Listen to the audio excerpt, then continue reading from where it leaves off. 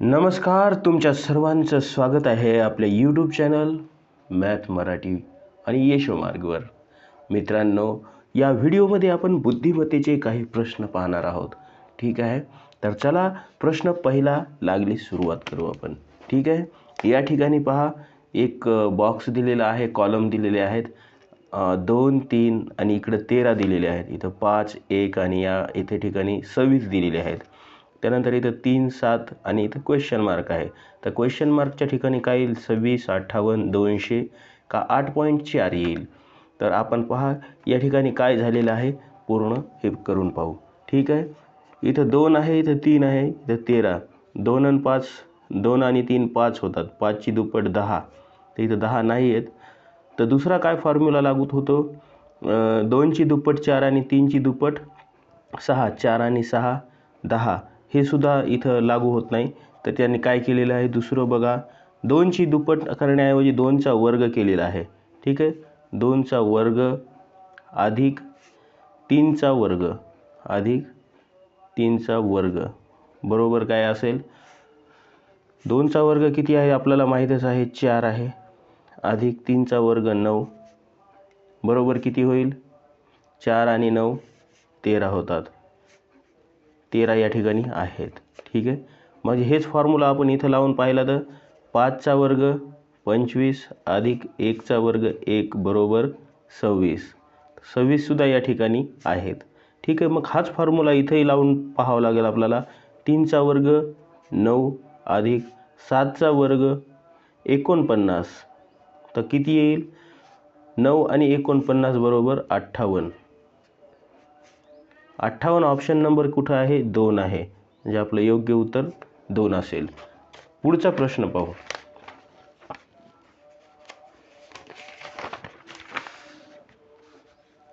या ठिकाणी पहा 0, 3 आणि या ठिकाणी 27 आहेत.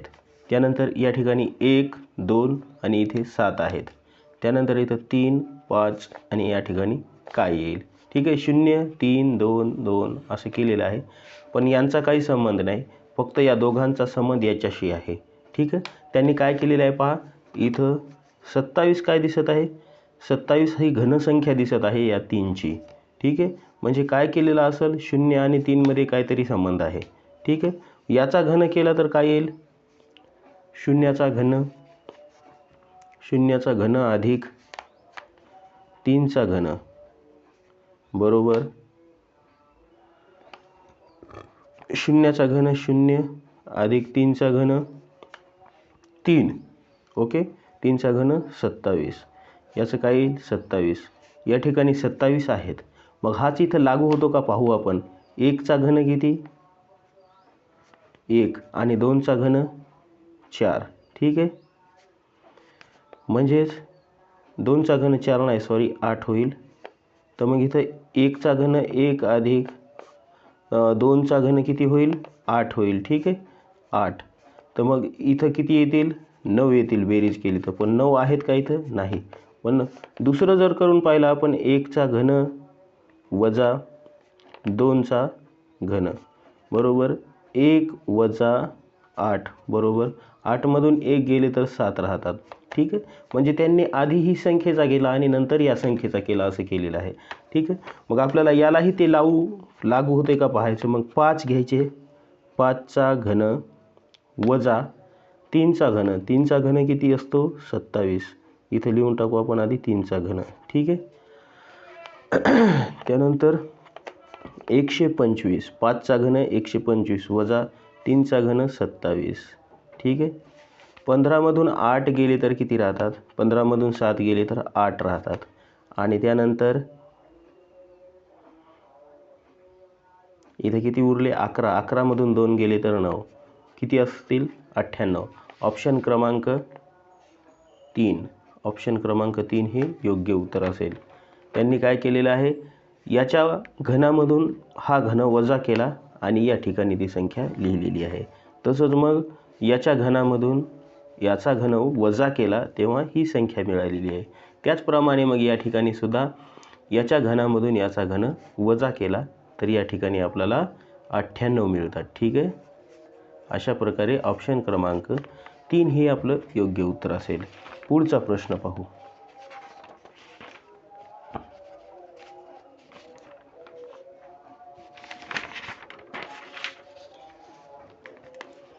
या ठिकाणी पहा, वर्तुळ दिलेलं आहे आणि त्याचे समान 4 भाग केलेले आहेत.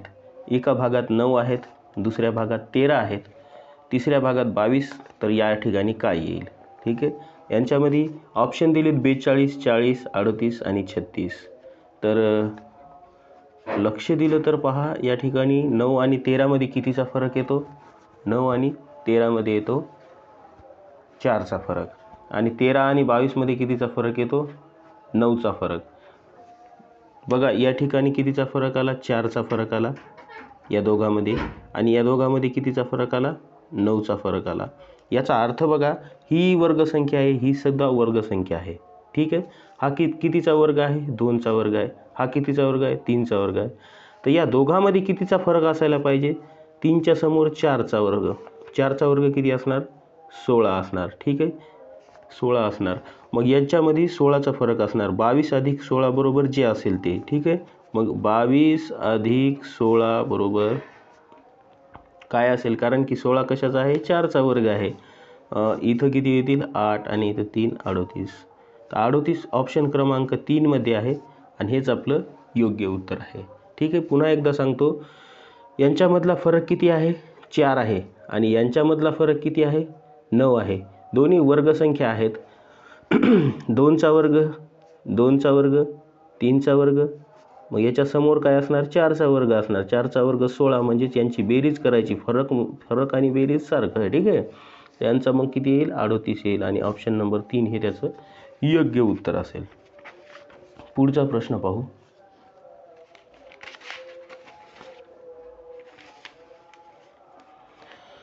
या ठिकाणी पहा, वर्तुळामध्ये चौरस आहे. चौरसाचे कर्ण काढून इथे 4 भाग केलेले आहेत, त्रिकोण. मधल्या भागी बघा लिहिलेलं आहे 1, 2, 3, 4. एकदम क्रमिक संख्या लिहिल्या, त्यामुळं काही एवढं त्याच्यात काही असणार नाही. पण ह्या ज्या इथं 13, इथं 5, इथं 8 आणि या ठिकाणी काय असेल असं आपल्याला विचारलेलं आहे. तेव्हा मग आपण सांगत असताना, पाहत असताना काय करायचं आहे? ठीक आहे, ऑप्शनमध्ये आहे 10, 11, 12 आणि 13. तर पाहू लागलीच 13 आणि 5, त्यानंतर 5 आणि 8. तर बघा, 2 आणि 5ची बेरीज किती होती? 2 अधिक 5 बरोबर 7 होती. पण इथं किती आहेत? 8 आहेत. या दोघांचा इथं काही संबंध नाही. म्हणजे 5 आणि 3 किती? 5 अधिक 3 बरोबर 8 होतात. 8 मिळाले. म्हणजे याच्या समोरचा त्रिकोण सोडून समोरचा त्रिकोण घेतलेला, यांची बेरीज केली. मग समोरच्या याच्यामध्ये काय मिळू शकते आपल्याला? या ठिकाणी 8, 3 सोबत बेरीज न करता 8 आणि 4ची बेरीज करू आपण. 8 अधिक 4 बरोबर 12. म्हणजे या ठिकाणी किती यायला पाहिजे? 12 यायला पाहिजे. ऑप्शन क्रमांक 3, ऑप्शन क्रमांक 3 हे आपलं योग्य उत्तर असेल. ठीक आहे, कारण की 5 आणि 3ची बेरीज 8 आहे, 8 आणि 4ची बेरीज 12 आहे, 12 अधिक 1ची बेरीज 13 आहे. बरोबर आहे, कारण याच्यासोबत बेरीज नाही केली, याच्यासोबत बेरीज केली आणि समोर लिहिलेलं आहे. ठीक आहे, अशा प्रकारे आपलं 3 क्रमांकाचा ऑप्शन योग्य उत्तर असेल. ठीक आहे, पुढचा प्रश्न पाहू आपण. प्रश्न क्रमांक 5. या ठिकाणी पहा, 7 आहेत, 16 आहेत, 34 आहेत, क्वेश्चन मार्क आहे आणि या ठिकाणी 42, 142, 286. हे कसं वाढत गेलेलं आहे बघा. 7 आणि 16 मध्ये काय संबंध आहे? 7ची जर दुप्पट केली म्हणजे 7 गुणिले 2 केलं तर काय मिळतील आपल्याला? 14 मिळतील. ठीक आहे, पण इथं 14 नाही, इथं 16 आहेत. ठीक आहे, आपण पुढच्या बारीला पुन्हा काय करू? इथं 16 गुणिले 2 केलं तर काय मिळतील आपल्याला? 32 मिळतील. या ठिकाणी 16 आहेत, या ठिकाणी 34 आहेत. म्हणजेच याच्यामध्ये आपल्याला 2 मिक्स केलेले दिसायलेत, ॲड केलेले दिसत आहेत. म्हणजेच इथं झाले 16, याच्यात 2 ॲड करू, इथं मिळाले आपल्याला 34. याचा अर्थ दुप्पट करून 2 त्यामध्ये एक्स्ट्रा ॲड केलेले आहेत. ठीक आहे, तर आपण असंच करत जाऊ. मग इथं काय होईल? 34 गुणिले 2 बरोबर किती येतील? 42, 8 बेत्रिक 6 68 अधिक 2 बरोबर 70. ऑप्शन क्रमांक आहे का 70 आपल्याकडे आहे. 3 क्रमांकाचं जे ऑप्शन आहे या ठिकाणी आणि हेच आपलं काय असणार आहे, योग्य उत्तर असणार आहे. मग हे बरोबर आहे का पाहण्यासाठी आपल्याला इथं जर 70 येत असतील, ठीक आहे, याच्यात 70 येत असतील तर आपण करून पाहू. 70 गुणिले 2 बरोबर 140 अधिक 2 बरोबर 142. समोर 142 आहेत. याचा अर्थ काय झाला, आपलं योग्य उत्तर आहे, आपलं उत्तर योग्य आहे.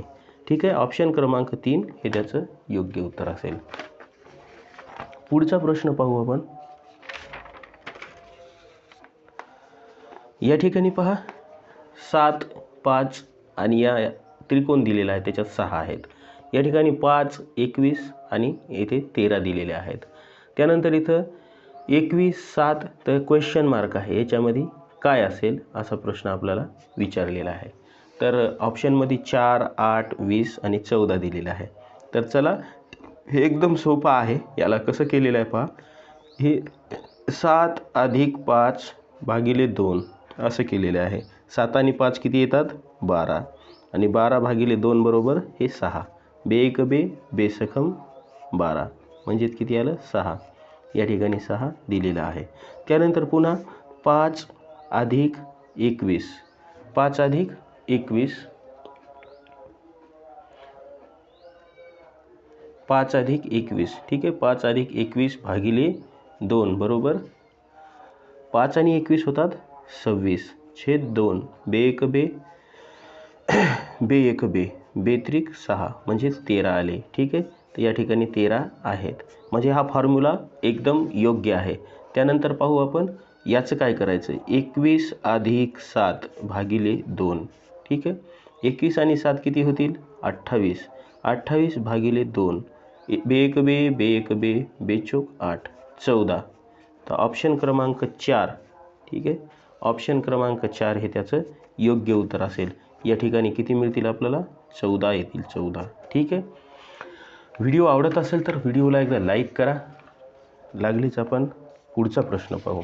ठीक आहे, पुढचा प्रश्न या ठिकाणी पहा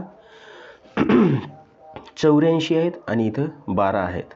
या ठिकाणी 14 आहेत. आपल्याला प्रश्न कुठं विचारलेला आहे ते पाहायचं आणि त्या ठिकाणच्या सर्व संख्या पाहायच्या. इथं प्रश्न आहे ना, इथं 11 आहे, इथं 88, इथं 11 आहेत. ठीक आहे.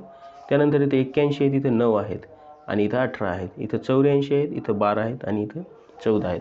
म्हणजे या ठिकाणी 14, इथं 18 आहेत. तर मग इथं काय असायला पाहिजे असं विचारले. मग यामध्ये पहा इथं काय, पहिल्या ह्याच्यात जर पाहिलं तर 84 भागिले 12 12 एक 12 12 पंचे 60 12 सकम 72 12 साती 84. 7चा भाग गेला पण इथं 7 नाही, इथं 14 आहेत. याचा अर्थ याला 2 न गुणलं तर किती येतात, 14 येतात. तसंच मग 81 भागिले 9 9 एक 9 9 9 81 गुणिले 2 बरोबर 9 दोन्ही 18. हे बघा इथं 18 आहेत. ठीक आहे, हा फॉर्म्युला लागू केला. मग तसंच आपल्याला करावं लागणार. 88 भागिले 11 11 एक 11 11 8 88 गुणिले 2 केलं तर किती मिळतील, 16. ऑप्शन क्रमांक 3 हे आपलं योग्य उत्तर असेल. ठीक आहे. यानंतरचा शेवटचा प्रश्न पाहू आपण. ओके, शेवटच्या प्रश्नामध्ये काय दिलेलं आहे आपल्याला मित्रांनो, या ठिकाणी 169 121 तर या ठिकाणी काय येईल असं विचारलं आहे आणि बाजूला 1 2 3 7 1 2 3 5 1 4 5 6 असे दिलेले आहे. ठीक आहे. या ठिकाणी पहा हे सर्व वर्गसंख्या आहेत. 169 121. चला यांची आपण बेरीज करून पाहू. बेरीज किंवा वजाबाकी काहीतरी असेल. 1 आणि 2 3 3 आणि 3 6 6 आणि 7 6 आणि 7 होतात 13. ठीक आहे. मग 169 हा 13चा वर्ग आहे. ठीक आहे, म्हणजेच 169 आलं. या ठिकाणी 1 आणि 2 3 3 आणि 3 6 आणि 5 11. 11चा वर्ग पाहिला तर 121 आहे. आपल्याला हेही माहीत आहे. म्हणजे सेम असंच या ठिकाणी सुद्धा असायला पाहिजे. 1 आणि 4 5 5 आणि 5 10 10 आणि 6 16. मग आता सांगा मित्रांनो 16चा वर्ग किती असते तुम्हालाही माहीतच आहे. शेवटचा प्रश्न आहे, याचं उत्तर तुम्हीच कमेंटमध्ये लिहा. ठीक आहे. व्हिडिओ आवडला असेल तर यापैकी कोणतं जे ऑप्शन आहे कमेंटमध्ये लिहा. ठीक आहे. तुम्हाला व्हिडिओ आवडला असेल तर एकदा लाईक करा आणि आपल्या चॅनलला सबस्क्राईब करा. ठीक आहे, सबस्क्राईब करा जेणेकरून तुम्हाला समोरचे व्हिडिओ तुम्हाला सर्व पाहायला मिळतील. ठीक आहे, भेटू पुढच्या व्हिडिओमध्ये.